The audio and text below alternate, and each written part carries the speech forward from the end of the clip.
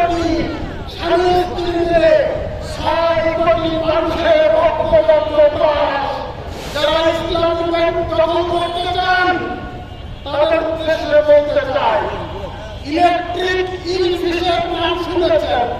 বৈদ্যুতিক মতো স্বাভাবিক মিঠা পানিতে বাস করে, সবসময় 500 ওয়াটের বিদ্যুৎ পরিপূর্ণ করে চলে।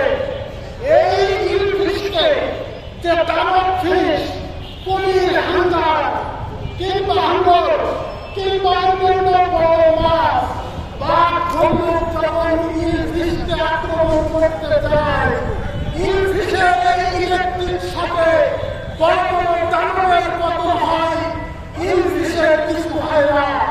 আপনাদেরকে আজকের যশোরের এই গ্রাহক সমাবেশ থেকে সুস্পষ্টভাবে হুঁশিয়ারি করে দিতে চাই, ইসলামী ব্যাংক হলো 3 কোটি গ্রাহকের ইলফিশ। এই ব্যাংকের উপরে যে কালো হাত সম্প্রসারণ করবে, এদেশের তাওহীদি জনতা সে হাত সম্মিলিতভাবে ঘুরিয়ে দেবে, বাস্তবায়ন হতে দেবে না। সুতরাং আজকের এই বাস্তব প্রেক্ষাপটে আমরা যশোরের এই গ্রাহক সমাবেশ থেকে জনগণের আমানত 1,85,000 কোটি টাকার সুরক্ষা নিশ্চিত করতে হবে।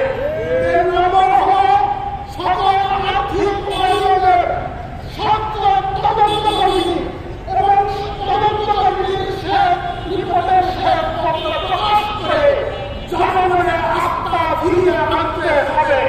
4 নম্বর, রাজনৈতিক এবং গোষ্ঠীগত বাস্তব হলো দেশের যোগ্য নেতৃত্ব নিশ্চিত করতে হবে।